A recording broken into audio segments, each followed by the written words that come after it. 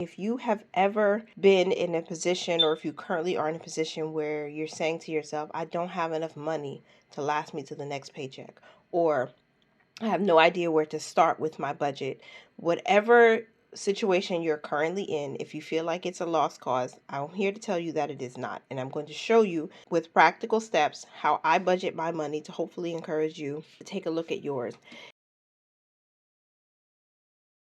Hey legacy builders, welcome back to Mind Your Money.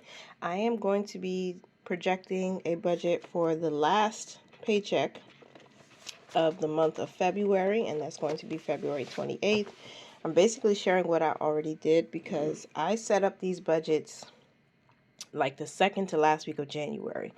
So hopefully you're still with me. It's all about the management of the funds and not so much that, oh, you need $10,000 to like pay up your bill, get your bills paid on time, or get an emergency fund set up.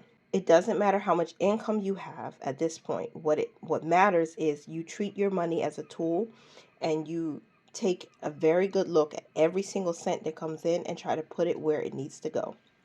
Sometimes you're going to have to not pay something to pay something else, and it's uncomfortable, but it doesn't mean it's going to last forever. I have been in position before I was married to my husband now, and with our children, I was a single woman with very low income, and it was a struggle, but I'm not there anymore because I adapted the mindset.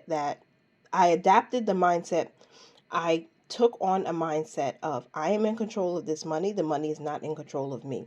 So sometimes you have to forsake certain things. You might have to say no to your nails. You might have to say no to certain beauty treatments if you want to get ahead of your bills. If you want to be on time with your bills, you might have to say no to certain frills in life just so you can get to a place where it's comfortable, where you know you have enough money in your checking account to pay your bills, where you know you have a little emergency fund stashed away, where you know you have money for fun spending and all those things that will come later on.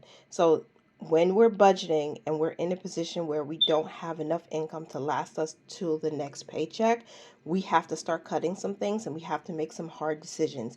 That's the hard part behind Mind Your Money, because I know I come on and I kind of show my way of doing things, but I want to really express to the people who are watching, if you don't have enough income to last you until the next week, you cannot not make a cut somewhere to get where you want to be. I've had to make some serious cuts. I've had to do my hair at home. I can't pay to get my hair done all the time. There have been times where I really want to do something and I can't do it. And it doesn't mean that I won't be able to do it ever. It just means for maybe the next 3 months, I'll have to really focus and zoom in on one goal and get that goal down and then move on to the next one. So I just wanted to say that before we get started, because I feel like there might be someone out there who needs that little push in the right direction. And I hope it's a push from a big sis and not like me coming down on you, because I'm definitely not. I want my videos to have some value. So hopefully if you're watching, you're finding value here.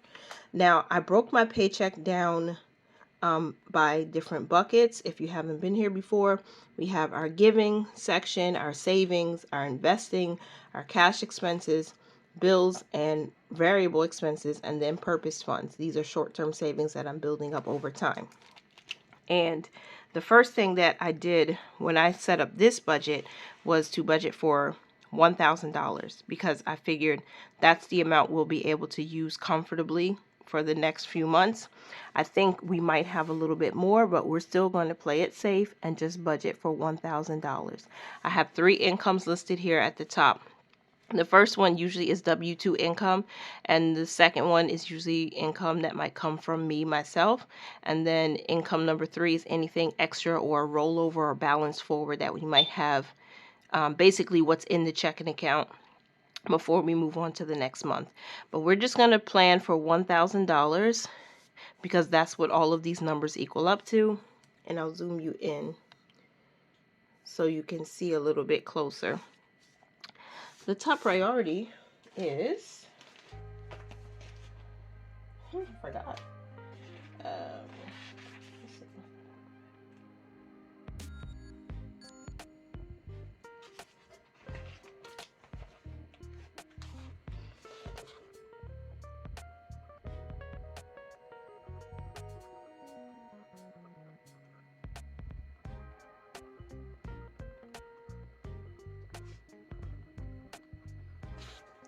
One, the emergency fund. We still have to put money towards that. In the first 90 days, we have a goal of getting $900 added.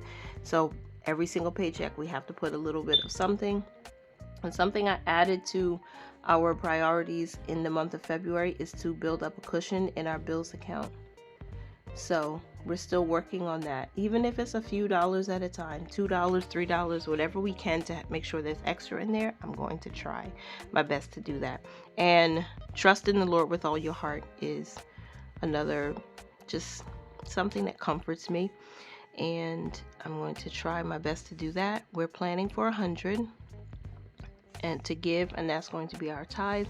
And then for savings, I did plan for 255 in our cushion, but I don't know if we're gonna have that, but we're gonna leave it there because that's the plan right now, and we'll see what happens when the money comes in and how much comes in. For the Save 400 challenge, this is actually the challenge for March, so we're starting a little bit ahead of time, which is great. We'll have we're planning to put $60. I'm hoping we can put a little more, but we'll see when we get there. So we're planning to save $62.55. All right.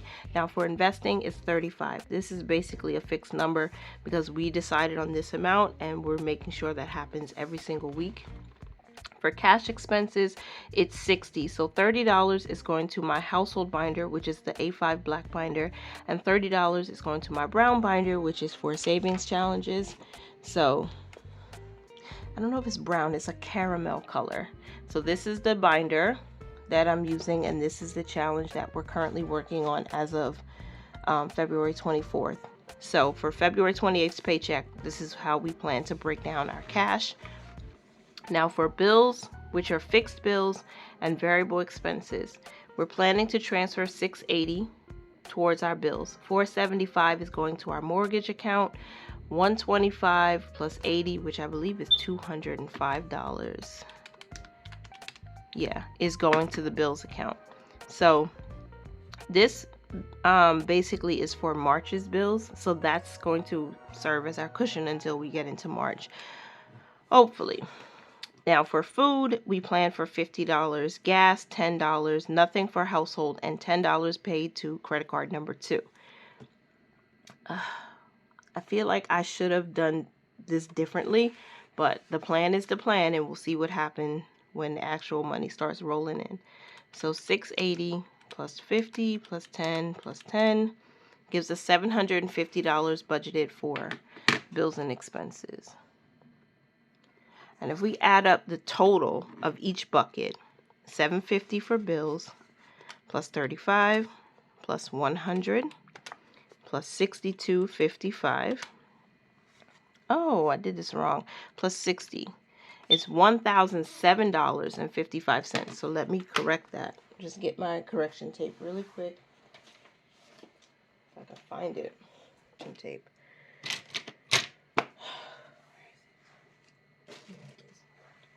Okay, so I said $1,000 when it's actually going to be $1,007.55. So we'll change income number 3 is for any balance forward. And I was hoping at the end of January that we would have this money rolling over, but life is life, and that's okay.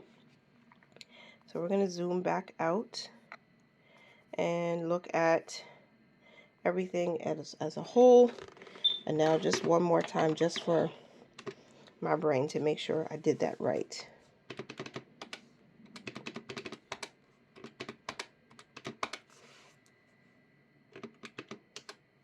Yeah, $1,755.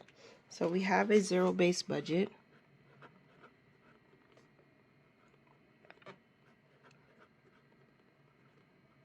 And there we go.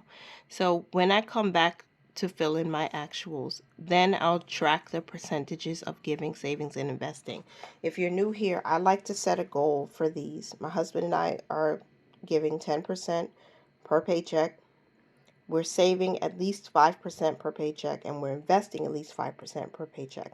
These numbers might be a little bit off because We stopped contributing to Robinhood temporarily so that we could put more money towards our emergency fund, because that's our goal. That's our big goal right now for the first 90 days. I want to take a quick look at my calendar to make sure I didn't miss anything. And I don't think I did.